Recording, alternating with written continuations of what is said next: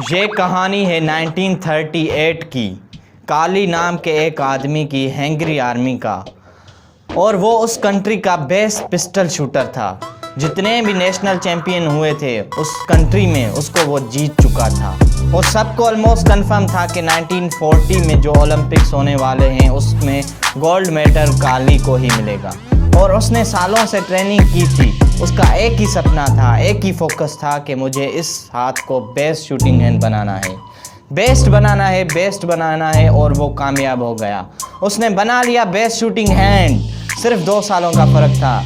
1938 में एक आर्मी का ट्रेनिंग कैंप चल रहा था।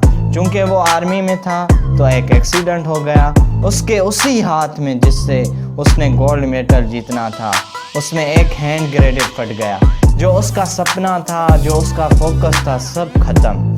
उसके पास 2 रास्ते थे, या तो वो अपने बाकी की ज़िंदगी रोता रहे या जाके कहीं छुप जाए, या जो अपना गोल था जिस पे उसने फोकस किया था उसको वो पकड़ कर रखे। तो उसने फोकस किया उस पे नहीं जो चला गया था, जो उसके पास नहीं था। उसने फोकस किया उस पे जो उसके पास था। और जो उसके पास था और क्या था उसके पास में, एक लेफ्ट हैंड, एक ऐसा हाथ जिससे वो लिख तक नहीं सकता। 1 महीने तक उसका हॉस्पिटल में इलाज चलता रहा। और सही 1 महीने बाद उसने अपनी ट्रेनिंग शुरू कर दी। उस हाथ की ट्रेनिंग के 1 साल बाद 1939 में वो वापस आया। नेशनल चैम्पियनशिप हो रही थी वहीं पे हंगरी में। और बाकी के बहुत सारे पिस्टल शूटर थे वहाँ पे। उन्होंने जाकर उसको कांग्रेचुलेट किया। कहा कि यार ये होता है जज्बा, ये होती है स्पोर्ट्समैन स्पिरिट, कि इतना सब कुछ होने के बाद भी तुम यहाँ पर आए हो हमको देखने और हमारा हौसला बढ़ाने के लिए। किसी को नहीं पता था कि वो 1 साल से ट्रेनिंग कर रहा है अपने लेफ्ट हैंड की। और उसने जवाब दिया, मैं यहाँ पे तुम्हारा हौसला बढ़ाने नहीं आया, तुम्हारे साथ compete करने आया हूँ, तुम्हारे साथ लड़ने आया हूँ, तैयार हो जाओ। और कंपटीशन हुआ।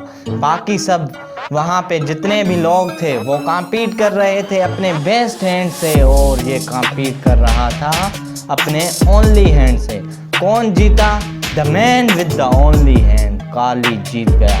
लेकिन वो यहाँ नहीं रुका। उसका गोल क्लियर था, मुझे इस हाथ को इस कंट्री का नहीं पूरी दुनिया का बेस्ट शूटिंग हैंड बनाना है।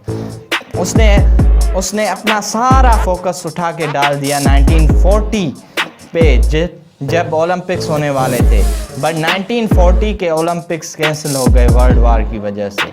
उसने अपना सारा फोकस उठा के डाल दिया 1944 में जो ओलंपिक्स होने वाले थे उसके ऊपर। और 1944 में जो ओलंपिक्स होने वाले थे वो भी कैंसिल हो गए वर्ल्ड वार की वजह से, फिर से कैंसिल। और उसने अपना सारा फोकस उठाकर डाल दिया 1948 के ओलंपिक्स में। 1938 में उसकी एज थी 28 साल। 1938 में उसकी एज थी 28 साल। 1948 में उसकी एज हो गई थी 38 ईयर्स। और जो यंगर प्लेयर आते हैं निकल कर, उससे कॉम्पीट करना बहुत मुश्किल हो जाता है। मगर मुश्किल नाम का ये वर्ड नहीं था उसकी डिक्शनरी में। वो गया, पूरी वर्ल्ड की बेस्ट शूटर्स आए हुए थे जो अपने बेस्ट हैंड से कॉम्पीट कर रहे थे, और ये अपने ओनली हैंड से कॉम्पीट कर रहा था। और कौन जीता? The man with the only hand. लेकिन वो तब भी नहीं रुका। 1952 ओलंपिक्स उसने दोबारा कॉम्पीट किया उसने। और उसके बाद गोल्ड मेडल कौन जीता? काली। 4 साल बाद दोबारा उसने पूरी हिस्ट्री को बदल कर रख दिया ओलंपिक्स पे। 1952 में भी वो जीत गया। उस पर्टिकुलर कंपटीशन में उससे पहले किसी भी एथलीट ने लगातार 2 गोल्ड मेडल नहीं जीते। अब किसी भी आप लूज़र के पास चले जाओगे, उसके पास लिस्ट होगी बहानों की कि मैं इस वजह से फेल हुआ अपनी लाइफ में, इस वजह से मैं अपने लाइफ में कुछ नहीं कर पाया। बहुत लंबी लिस्ट होगी। और दूसरी तरफ विनर के पास चले जाओ और उसके पास हज़ारों वजह होगी वो ना करने की जो वो करना चाहता है।